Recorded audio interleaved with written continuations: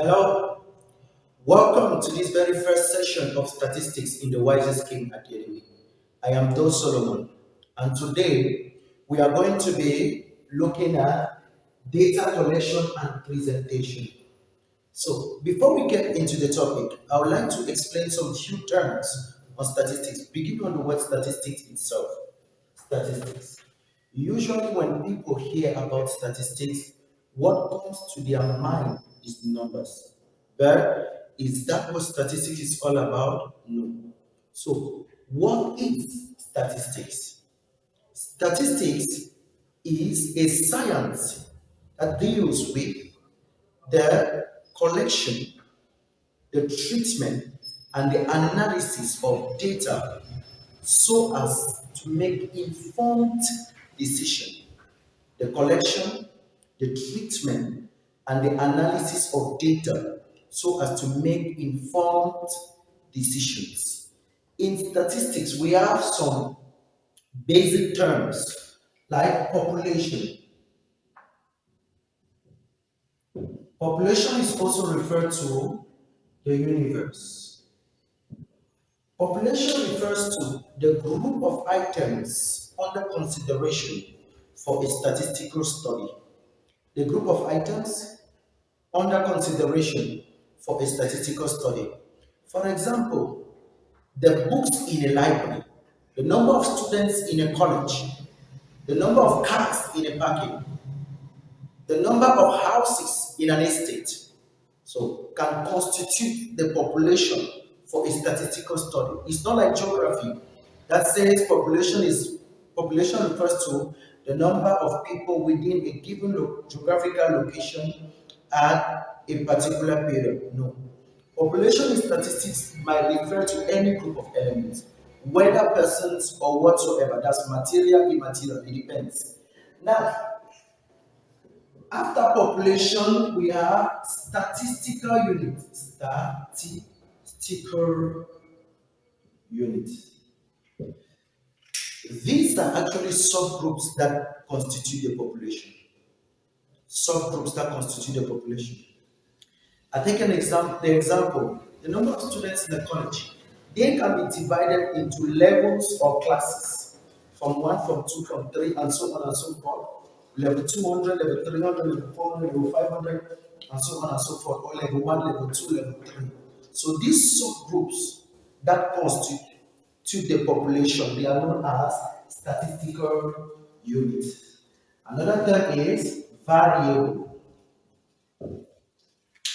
Literally, a variable is something that is not constant, that changes. So in statistics, what is a variable?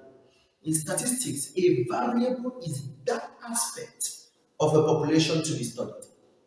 That aspect of a population to be studied. Now, variables, also known as attributes, they are usually denoted by xi. We are going to see it within the topic, and they may be qualitative or quantitative. Qualitative variables are variables that cannot be measured. They cannot assume numbers. For example, we have country, ethnic groups, color, gender, male, female. Those are some examples of qualitative variable. Variable may also be quantitative. For example, income, height, age, average, size. Those are some examples of quantitative variable. Now we are also going to look at sample. A sample is that part of is that those subgroups. It might be one or more statistical units selected from the population to represent the population. So a sample is one or more statistical units selected from the population to represent the population. Now, the population might be spread wide. The population might be too large and may be strenuous and may be impossible to conduct a study on the entire element that constitutes the population. So, by the use of a sample, we can evaluate the population. We can conduct a statistical study on the population. Now, when we extract the sample, every study or study conducted on the sample is generalized for the entire population. Very, very important. So, this subject or course is called statistics because we generally, most findings, most workings are done on samples. So let me just break this. There are two types of statistics.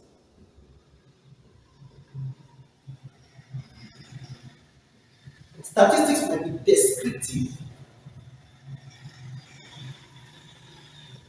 or inferential. With descriptive statistics, we work on the entire population to describe that population. Descriptive statistics is that type of statistics that works on the entire population. But inferential statistics is actually the use of what? Samples. Inferential statistics is actually the use of samples. Now, all conclusions made from the samples are generalized for the entire population. Now, we have another word like parameter. A parameter is a measurable characteristics of a population. Measurable characteristics of a population. So when we're using a descriptive statistics, all of our calculations are known as parameters. And parameters are usually denoted by um, they are usually denoted by Greek letters. For example, we have sigma, we have the population mean, which is mu, the population var standard deviation, which is sigma. Now, we also have statistic. A statistic is a measurable characteristic of a sample. Statistics are usually denoted by Roman letters. For example, the mean is denoted by X bar. Okay, so these are some of the brief definitions of some terms, some basic terms used in statistics. So let's get into our topic of the day. That was like a rush over an introduction, data collection, and data presentation. So we are going to start with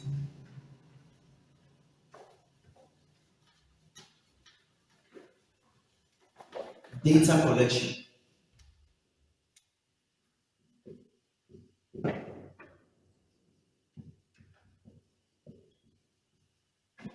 Now, data actually are materials, elements gathered from a population in order to conduct a statistical study.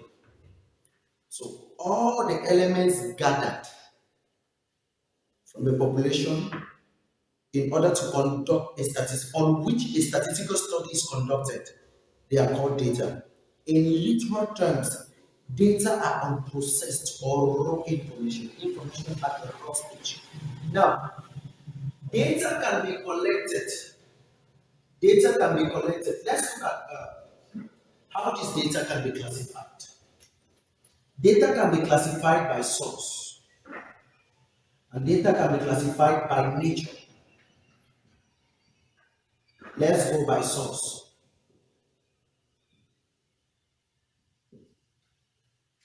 By source, we have two types of data. We have primary data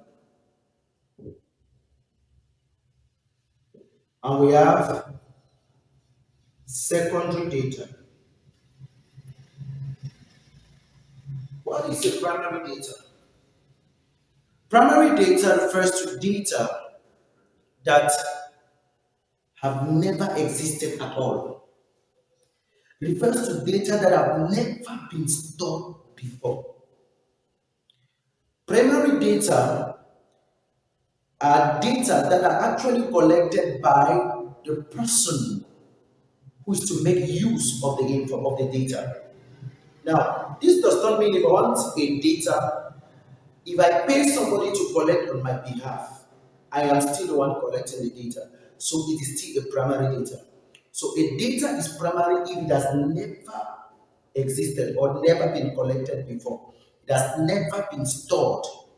And primary data are usually collected either through observation, through interview, through experiments. Primary data are so involving and expensive, not easily obtained, not easily found. On the contrary, secondary data refers to data that have existed before, data that has been collected before for some other reason. Secondary data are cheap and easily accessible. Secondary data can be obtained from diverse sources such as books, internet, government agencies, marketing agencies, and so on and so forth. So those are secondary data. Now, data can also be classified by nature. By nature, we have quantitative. Quantitative data and qualitative data. I've explained this before, but let me say something. Let me say it again. Quantitative data are data that can be measured. They can be measured. Examples include height, size, averages, income, and so on and so forth. Whereas qualitative data are data that cannot be measured. They cannot be measured. For example, country. I am from Cameroon. I cannot measure that. Gender. I'm a male. Maybe you're a female. You cannot measure that. Or maybe you might be transgender. I don't know. Ethnic groups, tribes, religion. Those are things that we cannot actually measure. They are qualitative variable. So, we are going to look at the presentation of data.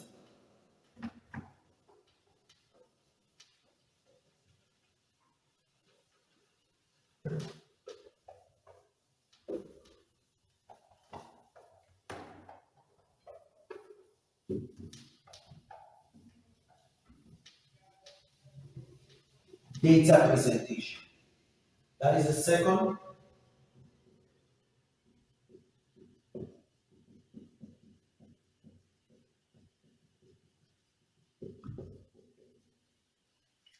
Now, to ease our work, we are going to look at presentation of quantitative data. And the second, we'll look at presentation of qualitative data. Now, this lecture may be long, so we might divide this into two parts. So, how can we present quantitative data? Now, we are going to look some aspects like the first one we are going to look at the use of the sigma sign. The use of the sigma sign. Now, the sigma sign, generally called the summation sign, is used to write a long summation in a concise way. A long summation in a concise way. Now, we use sigma when we are summing variables. No, when we are summing the values of the variable, let me put it that way, or the frequencies of a variable. Now, let's look at this. Let's assume that we have a variable xi that has the following values x1, x2, x3, x4, right up to xn. Now, if we want to calculate the sum of this, we'll write this with summation xi. But now, we are going to say I equals to 1 to n. This is read summation xi, where I ranges from 1 to n. Now, this is actually a matter of position. Like you can see here, 1, 2, 3, 4, right up to n. These are positions. So we go here, we're going to have x1 plus, x2 plus, x3 plus, x4 plus, bam, bam, bam, right plus, xn. It's a matter of position. Very, very important. Now, the sum of a constant, let's say summation 3, where I ranges from 1 to n. The sum of a constant is n times that constant. So this will be 3n. Very, very important. So I said it's all about the matter of position. So what if they say summation xi, where I ranges from 3 to n? This is going to be what? You start from what? x3 plus x4 plus x5 plus right up to, let's say I ranges from 3 to 10, right? Plus x10 is a matter of position. So we are going to take an example and see how this goes.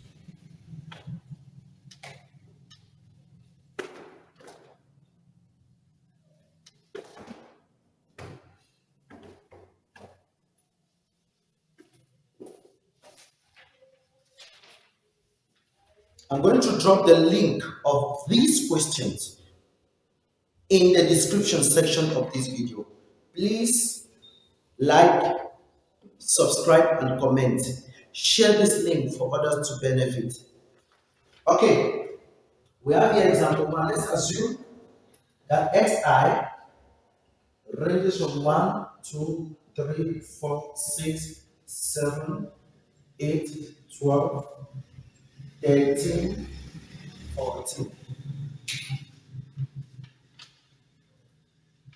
1, 2, 3, 4, 5, 6, 7, 8, 9, 10. 10. So we look at it, this is x1, x2, x3, x4, x5, x6, x7, x8, x9, and x10. So the first question we are asked here is to calculate summation xi, where I ranges from 1 to 10. So we're going to take 1 plus 2 plus 3 plus 4 plus 6 plus 7 plus 8 plus 12 plus 13 plus 14. So this is 3, 6, 10, 16, 23, 31, 43, 56, 56, 66, 70. So this is 70. Summation xi, where I ranges from 1 to n, that's what to 10 is 70. Now we look at summation 5xi, where I ranges from 1 to 10. Wow, this is nice. Now, there is a long way. Either we take each and every value of the variable here, we multiply by 5, then we sum, which is long. Or this can still be written, since 5 is a constant, we bring 5 this way, then we say summation xi, where I ranges from 1 to n. And this will be 5 times 70, which is 350. We have summation 3.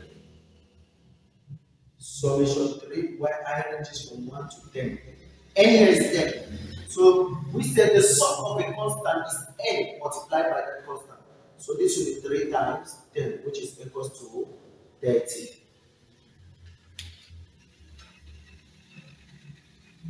Next, okay. Number 4, summation xi where I ranges from 4 to 8. So this is going to be what? This is x4, right? This is x4, ranges from 4 to 8. So this is going to be 4 plus 6 plus 7 plus 8 and plus 12. So we have this plus this is 10, 17, 25, 35, 37. So this is 37.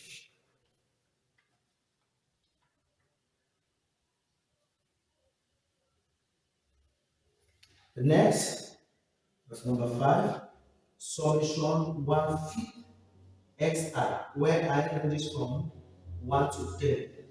This is the same as the second. We bring 1/5 this way, so we have 1/5 solution xi, where I ranges from 1 to 10, which will be 1/5 of 70, right? So 5 will go here, 1, 5 will go here, 1, I'm carrying 2, 5 will go here, so that is 14.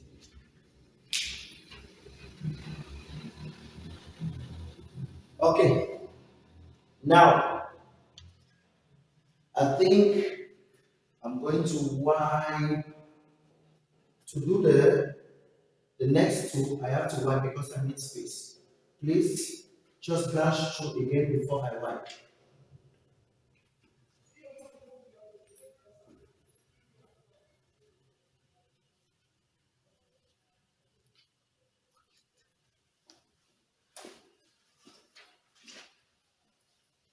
Okay, let me wipe. I'm going to the C.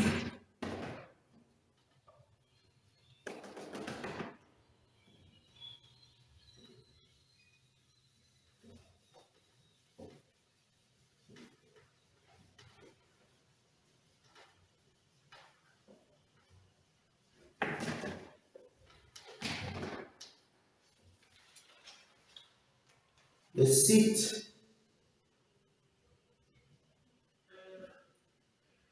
summation 2xi squared plus 5. Wow.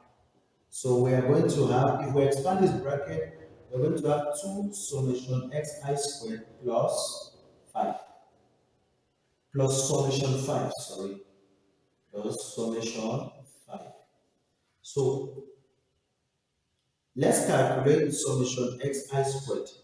This will be 1 squared plus 2 squared plus 3 squared plus 4 squared plus 6 squared plus 7 squared plus 8 squared plus 12 squared plus 13 squared plus 14 squared. Let me take my calculator.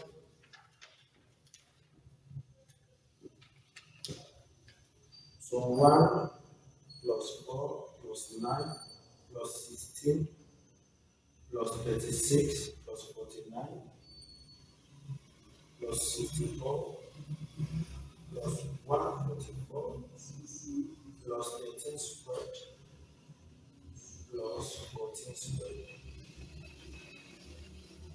That's 688. 688. Now, we can now expand this, right? So this will be 2 times 688 plus summation, the sum of a constant is n multiplied by that constant, 10 times 5. So what are we going to have here? 2 times 688, that is 1,376 plus 50 plus 50. Okay, 1,426. That is the answer. That is the answer. Okay, with the last one, I will simplify and I will allow you to complete it. The last one, that's the seventh. It is summation xi squared minus 2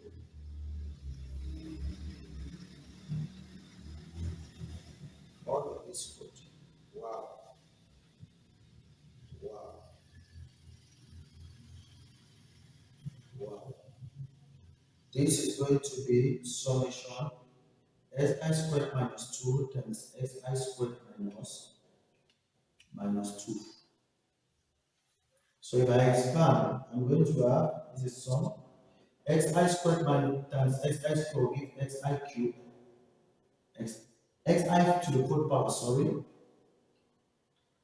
minus x 2 xi squared minus 2 xi squared plus 4. So these are like terms. So this will be sum of xi to the fourth power minus 4xi squared plus 4. If I expand the bracket, this will be summation xi to the fourth power minus 4 summation xi squared plus summation 4. Summation 4 is a constant, so that will be 10 times 4. We know already summation xi squared, which is 688. So 4 times that. So we need to calculate summation xi to the fourth power. Meaning you take the fourth power of all of this and you sum. That's actually what is required. So just brush through before we go to the second.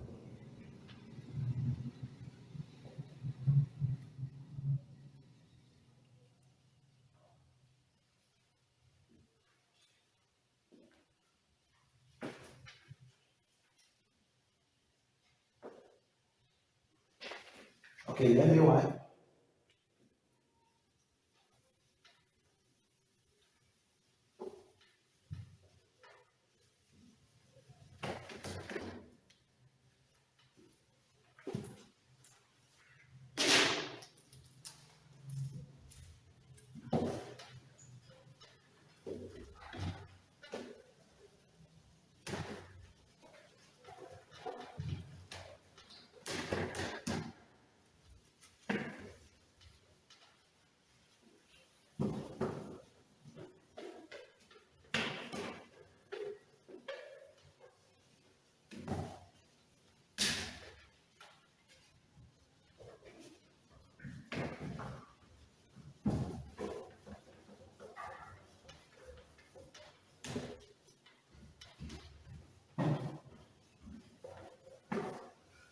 Okay, the next time we are going to look at frequency. Frequency. Frequency actually refers to the number of times a particular value of the variable appears in the distribution. I repeat, frequency is the number of times a particular value of the variable appears in a distribution. Now, there are two types of frequencies. Absolute frequency, which that's what we denote F, and relative frequency. Relative frequency is actually the probability of each value of the variable occurring. So here we basically with absolute frequency. Now we are going to look at frequency distribution. Frequency is actually denoted as F, and the sum of the frequency is equals to N. Um, I will always use N, summation F equals to N, total frequency equals to N. In most books, you will see summation F. So I will use N.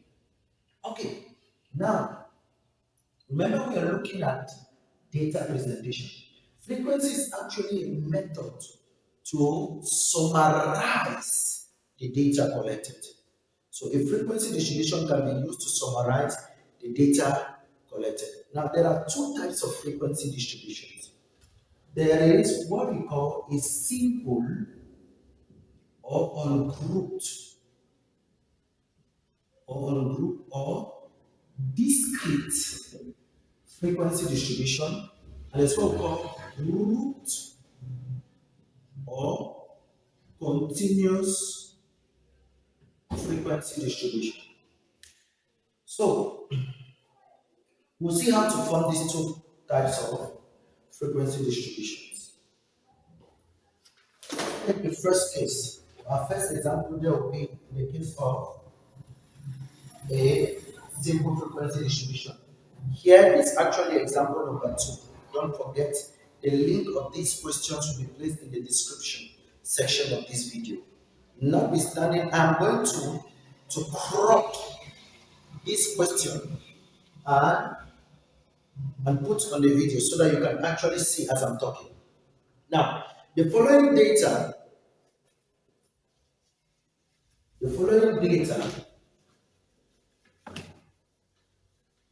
we are forming a simple frequency distribution.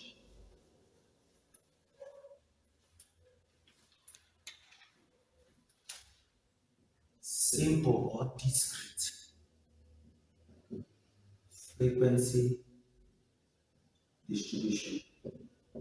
Now, a simple frequency distribution or a discrete frequency distribution is a frequency distribution in which each frequency relates to a particular value of the variable. Each frequency represents a particular value of the variable.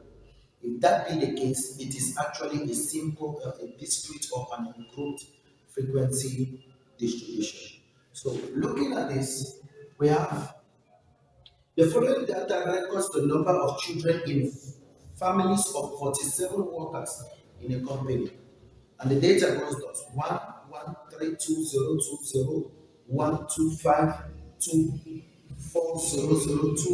1, 3, 4, 1, 2, 2, 0, 3, 0, 0, 2, 1, 3, 6, 0, 2, 1, 0,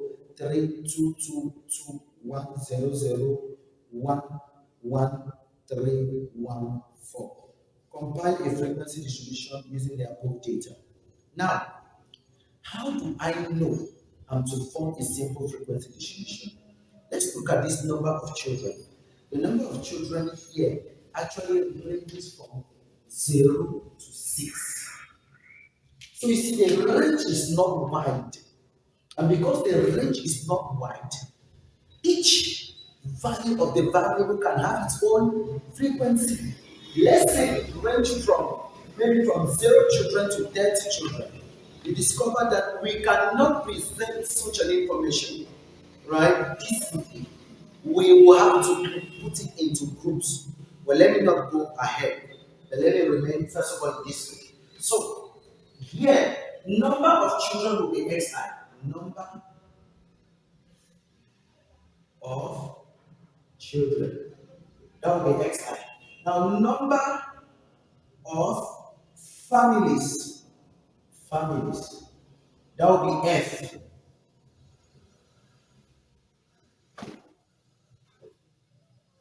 So a number of children range from 0, 1, 2, 3, 4, 5, and 6. So we'll sum. Now, usually,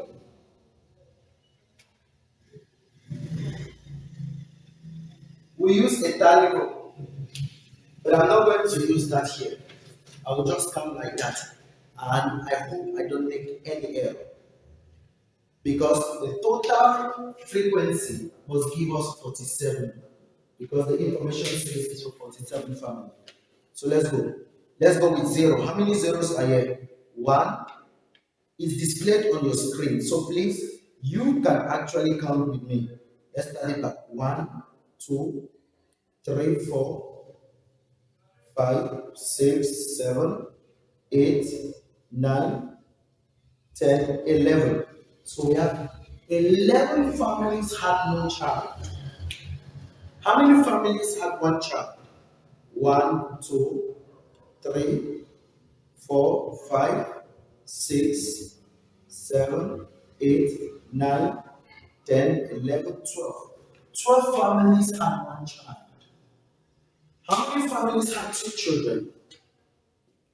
1, 2, 3, 4, 5, 6, 7, 8, 9, 10, 11, 12, 13.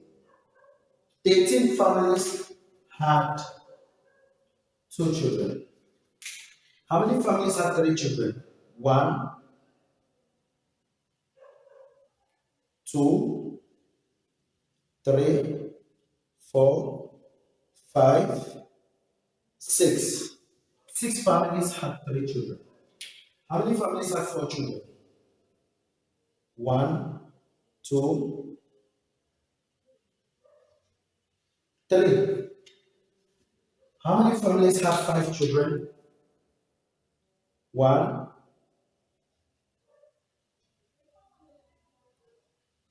just one. And how many families had six children?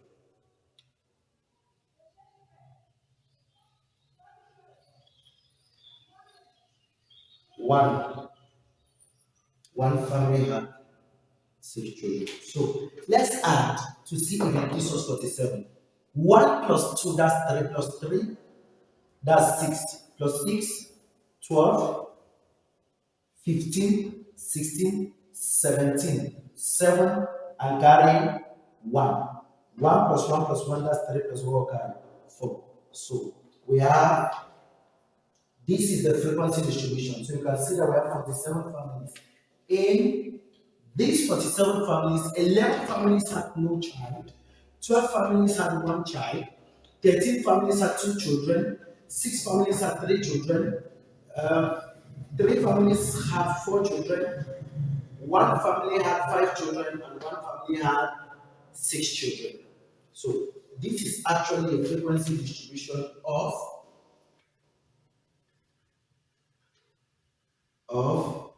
this data.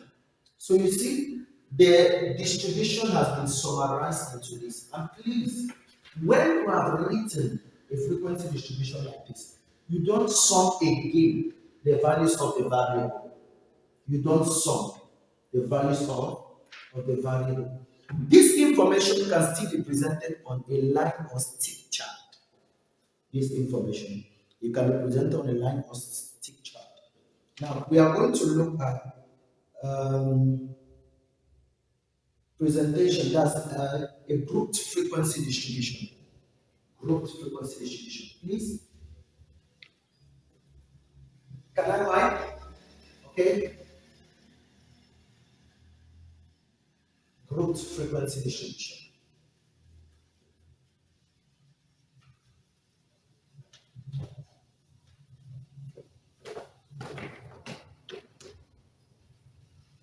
Don't forget, we are looking at the presentation of quantitative data.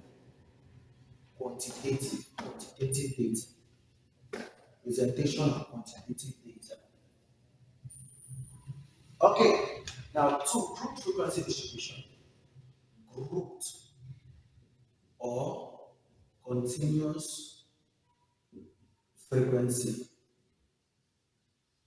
distribution. Now, before we take an example, we'll take some definitions as far as classes are concerned. A group frequency distribution is a frequency distribution in which each frequency represents a group or class of values of the variable. Each frequency in this place will represent what? A group or class of values of the variable. Now, these classes might be open or closed. Let's look at something. 0 to 5, 5 to 10, 10 to 15, 15 to 20, and so on and so forth.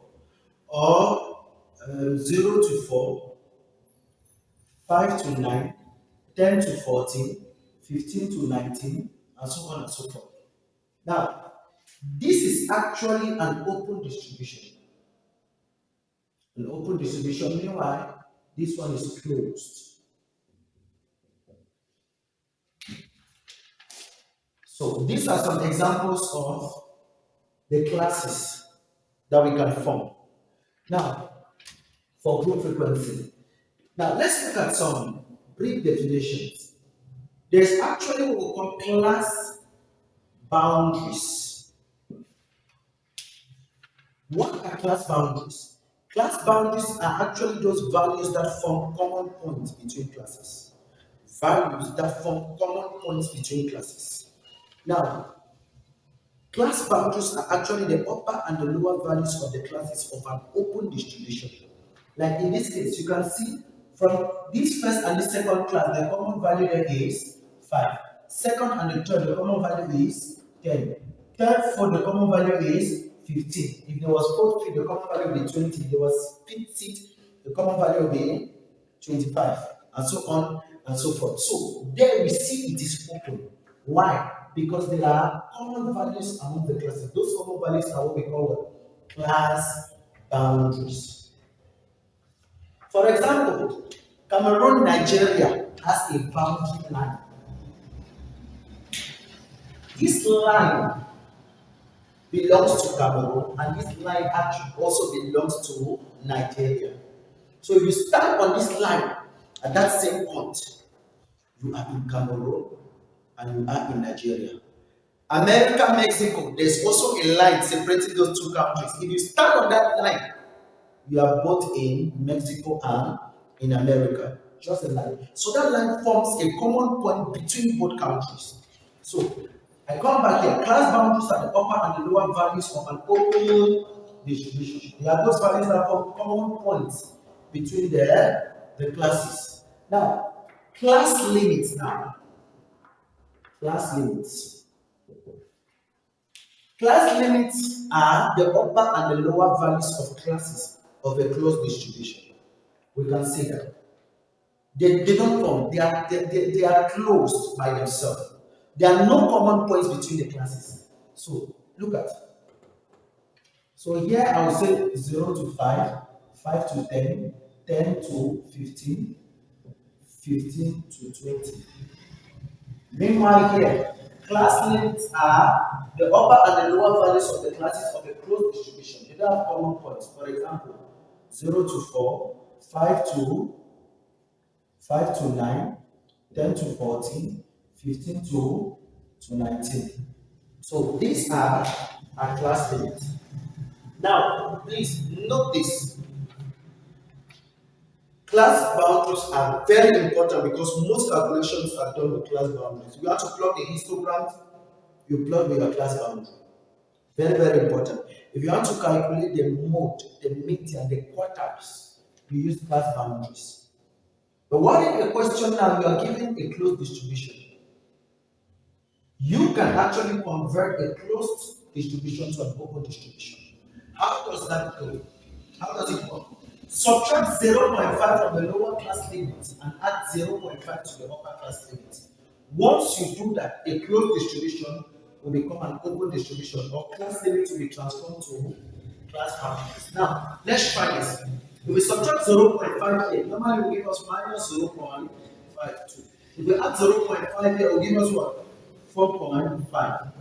Subtract 0.5, 4.5. Add 0.5, 9.5. Subtract 0.5, 9.5. Add 0.5, 14.5. Subtract 0.5, 14.5. And add 0.5, 19.5. We discovered that this one now has been transformed to what? To open. To open, that's boundaries.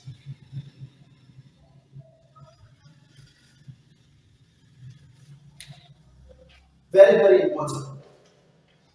So that is how we convert a class limit to a class boundary. Subtract 0.5 from the lower class limits and add 0.5 to the upper class limit. Now, another thing we are going to look at is class width.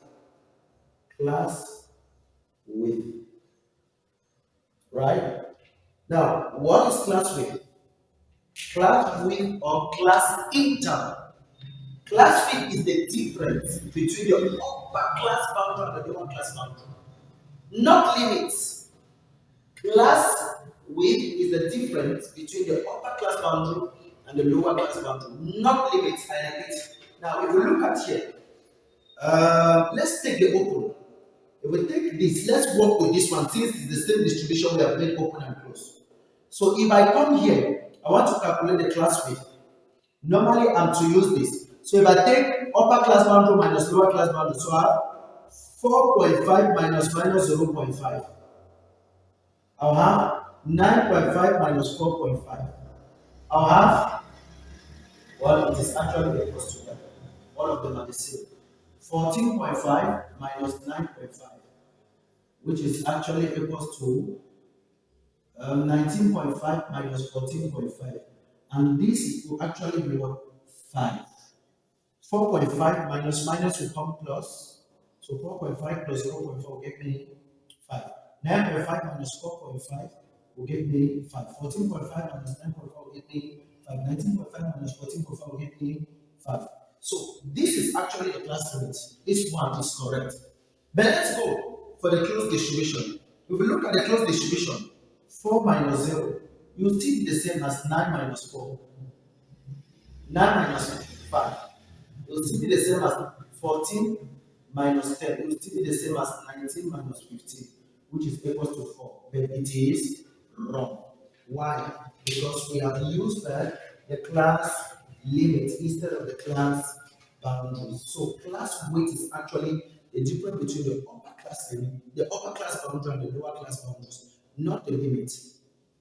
Now, the last one we are going to see here is actually class midpoint or center.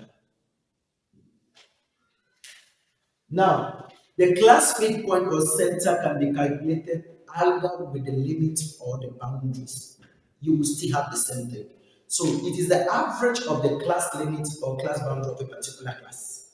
So either upper class limit plus lower class limit divided by 2, or upper class boundary plus lower class boundary divided by 2. So let's look at these two. We'll still remain on these two again. So let's look at when it is opened. If it is open, we are going to have minus 4 point, no, sorry, 4 point plus. So we have minus 0.5 plus 4.5 divided by 2. This one is going to be equal to 2. We are going to have 4.5 plus 9.5 divided by 2. We're going to have 7. 9.5 plus 14.5 divided by 2. We are going to have 12. 14.5 plus 19.5 divided by 2. We are going to have 17. So that is it when it is open. Let's look at now when it is closed. Close, 0 plus 4 divided by 2 is 2. Close, 5 plus 9 divided by 2. This plus this is 14, that's 7. Closed, 10 plus 14 divided by 2 is 12. Closed, 15 plus 19 divided by 2, this is 34 divided by 2, 17. So you can now see that if you want to calculate your class midpoint or your class center, you can do it whether the distribution is open or closed, you still have the same answer. Now, the class midpoint is actually used to calculate things like the mean, the variance, the standard deviation of a group frequency distribution. Because there you will not be given a particular value of the variable, you'll be given a group or class of values of the variable. So you use the class midpoint to actually represent xi. So let's pick up an example and present a group frequency distribution. And please, except the question demands you to prepare a closed distribution and gives you an interval, please let your classes be always open. It eases your calculation.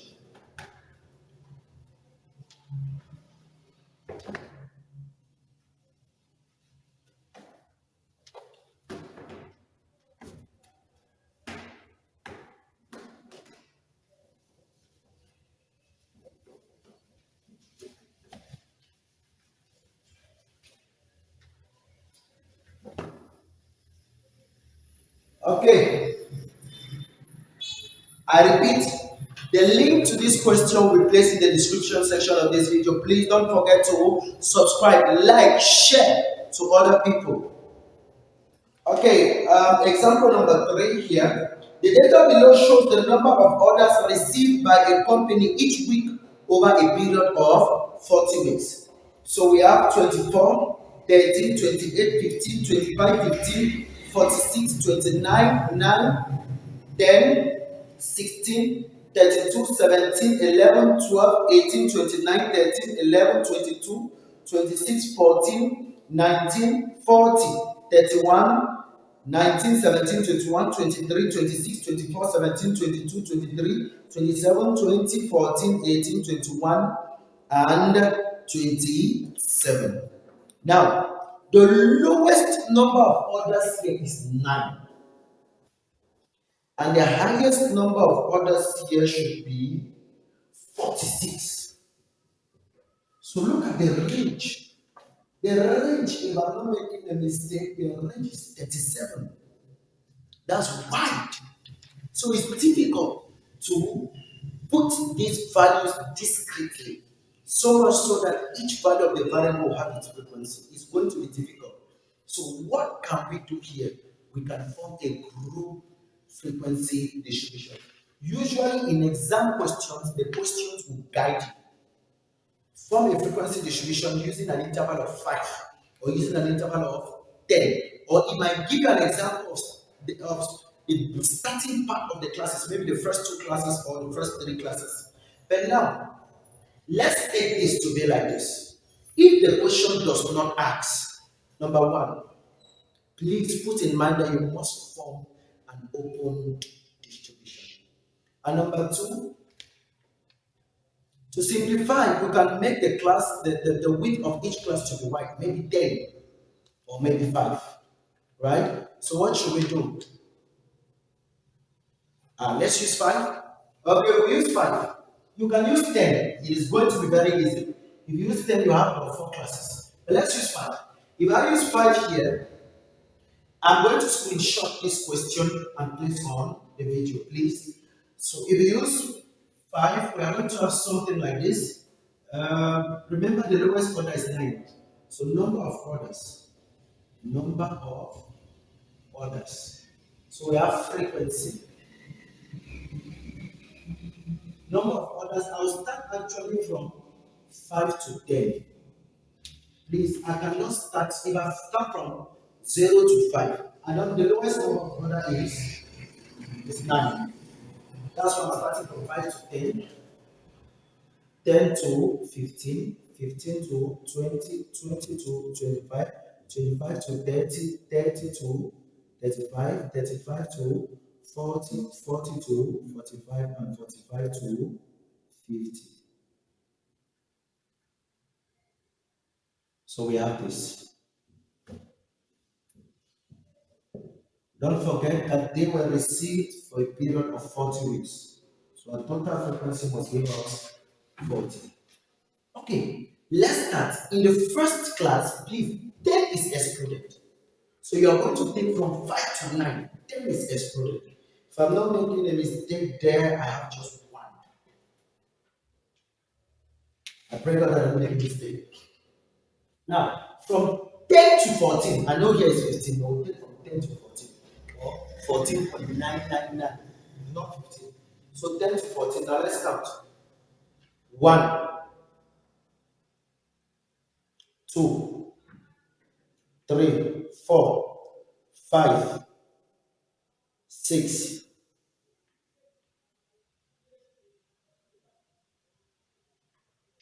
7. So we have 7 on this, on 7 days. Sorry. From 15 to 19, 15 to 19. 1, 2, 3, 4, 5, 6, 7, 8, 9, 10, 11. We have 11. From 20 to 24. 1.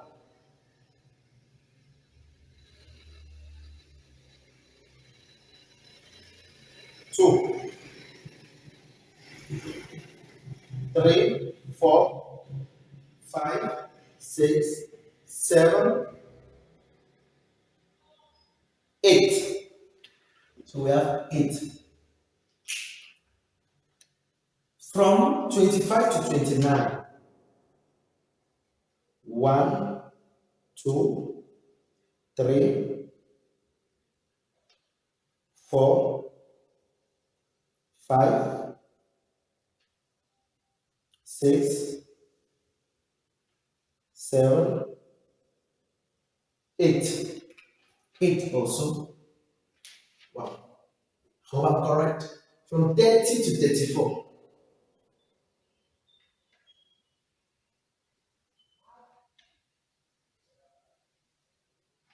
1,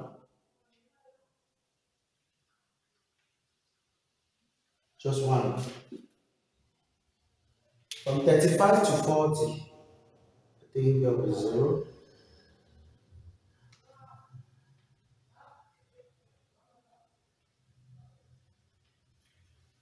0.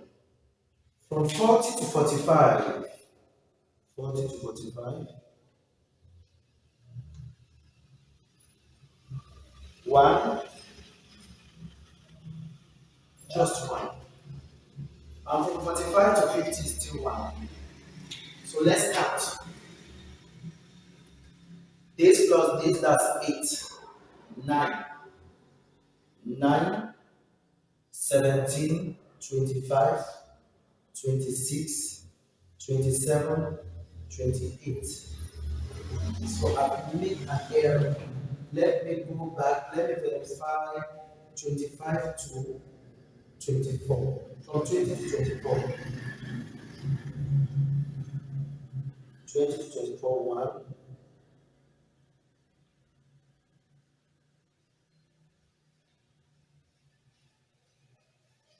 1.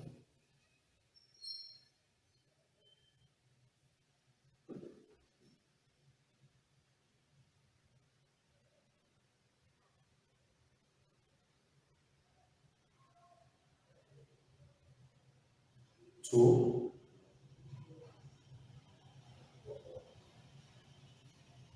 3, 4, 5, 6, 7, 8,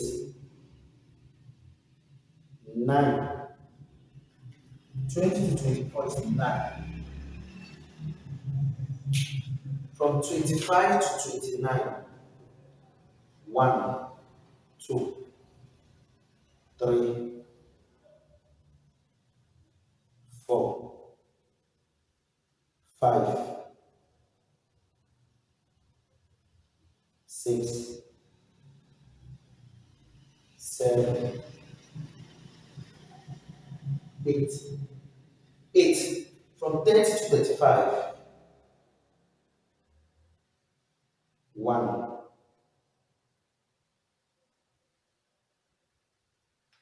2.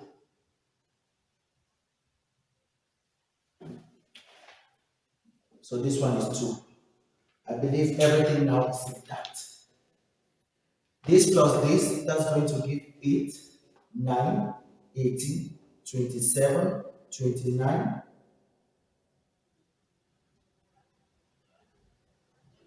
30. Wait. 9, 18.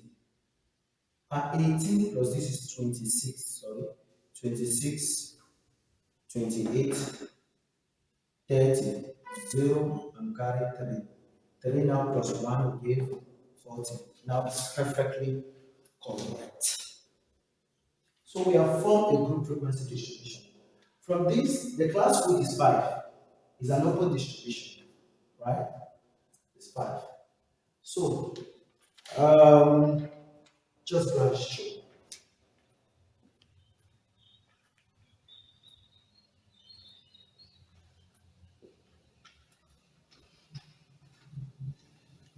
Okay, so this is actually the first part of the lesson of presentation of quantitative data. And we are going to go into the second part of the lesson in our next video. presentation of quantitative data, where we are going to see how to present a histogram. We are going to see how to present a cumulative frequency curve. And the next, we are going to see also how to present qualitative data. So, thanks for watching. It has been a pleasure reaching out to you through this video. Please don't forget, subscribe to the channel, hit the notification bell so that every week when we post a video, you're going to be notified. Please, may I remind you, videos on this channel will be posted every week, uploaded every week. Every week we upload a video in accounting, a video in financial math, and a video in statistics. Thank you very much for watching. Please share the link of the channel. God bless you.